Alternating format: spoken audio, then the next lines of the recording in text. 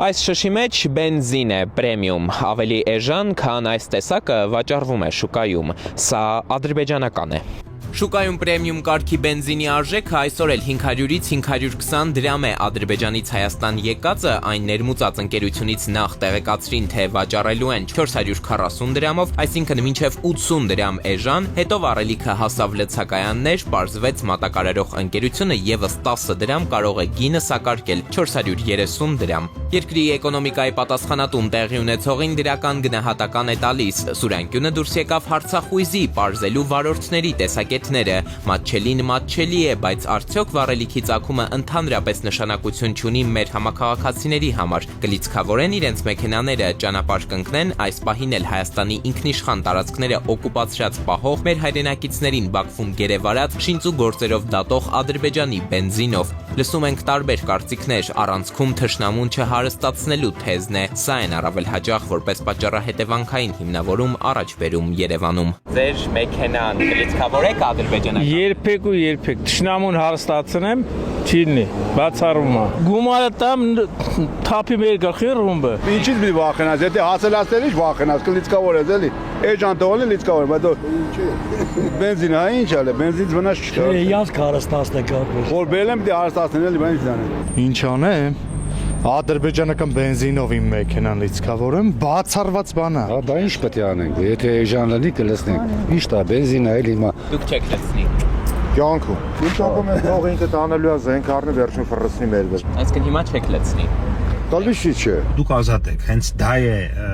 մեր խնդիրը, որ դուք ազատ լինեք, դուք ինքներդ որ բենզինը ուզենաք առնեք, ինքներդ ընտրեք որտեղից եք ուզում առնել։ Պետության խնդիրն է հնարավորինս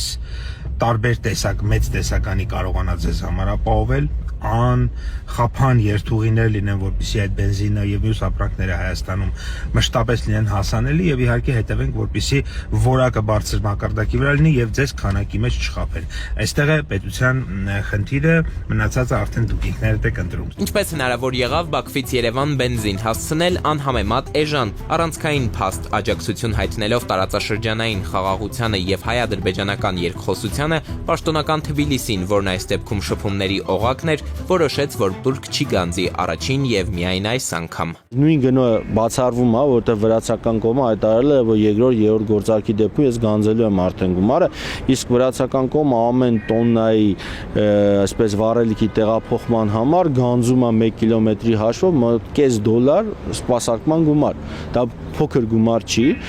եւ բավական լուրջ այսպես վառելիքի գնի վրա ազդեցություն է թողնում։ Ընդհանուր 1218 տոննա բենզինը 22 վագոնով Հայաստան ներմուծել են երկու ընկերություն՝ Megatrade-ը, որը շահագործում է Run Oil բենզալցակայանների ցանցը, եւ Shisha World-ը, որն ի դեպ Պետեկամուտների կոմիտեից ստացած տեղեկությունների համաձայն այս տարվա 10 ամիսների ընթացքում Հայաստան բենզին չի ներմուծել։ Տնտեսագետների գնահատմամբ մեր երկրում վառելիքի շուկան կատարյալ մրցակցության մեջ չէ, այսինքն օլիգոպոլ է։ Դաշտում առաջատար են մի քանի ընկերություն, որոնք վաճառքի հիմնական մասն իրենց ձեռքն են առել, լինելով խոշոր խաղացող, մյուսներին գին են թելադրում եւ մասնագետների խոսքով ադրբեջանական բենզինը Հայաստան առաջինը ներմուծած ընկերություններն այդ շարքից չեն։ Մեր երկրում բենզինի շուկայի կեսից ավելին շուրջ 60%-ը երկու այլ ընկերությունների բաժինն է։ Հետևաբար ցանկության դեպքում նրանք օրինակ կարող են իջեցնել իրենց սակագները, այս դեպքում ադրբեջանական էժան վառելիքի էֆեկտը ացետոնի պես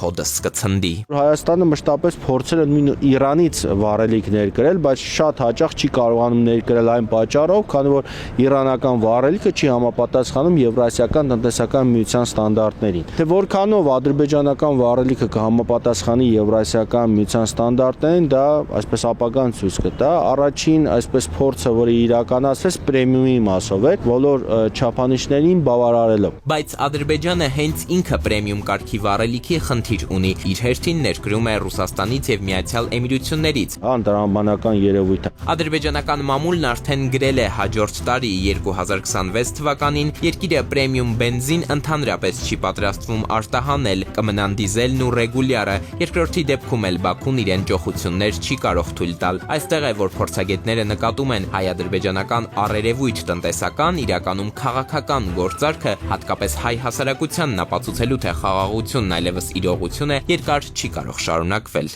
Ընդամենը որոշակի ակցիա է Ես ակցիայի ետևում տնտեսական հիմնարար շահեր չկան, որովհետեւ ցանկացած լոգիստիկ կապ առավել եւս էներգակիրների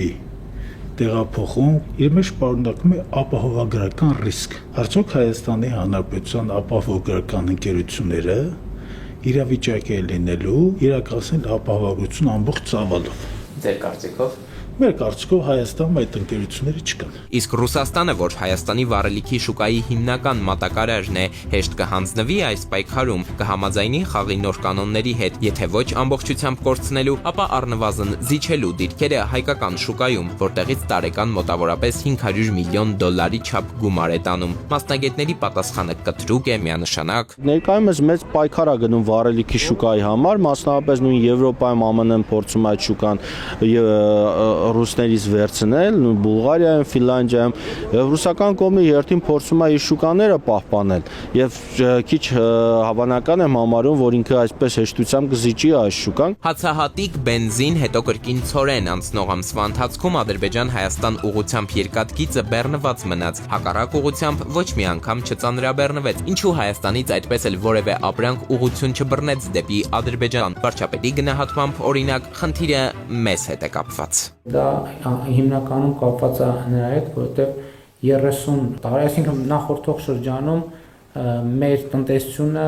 մի քիչ զվարճալի է դա հնչում, բայց իրականությունը դա է, ֆուրի ծավալով է իր պլանավորումը իրականացնել, իսկ գնացքը բեռնել եւ գնացքով ապրանք արտահանել մեզ համար բոլորովին նոր բան է։ Հայկական շուկան Ադրբեջանը ոչինչ չունի առաջարկելու։ Ադրբեջանի տնտեսության հարցերը Հայաստանում լուծելու մասին հիշենք, հայ վարորդների հիմնական մտահոգությունը ադրբեջանական վառելանյութը սպառելու հետ կապված, մեր վճարած գումարները հենց մեր դեմ այս պահին էլ ուղղած հրացանի փամփուշտները չավելացնելու մասին էին։ Անցնենք թվերով 2020-ին 44-օրյա պատերազմի ժամանակ Ադրբեջանն ուներ $2.2 միլիարդ, ռազմական բյուջե 2023-ին Հայաստանի հետ նստեցին խաղաղության պայմանագրի բանակցությունների սեղանի շուրջ, ռազմական ծախսերը շարունակեց ավելացնել Ալիևը, բյուջեն հասցնելով մինչև իսկ $3.7 միլիարդ։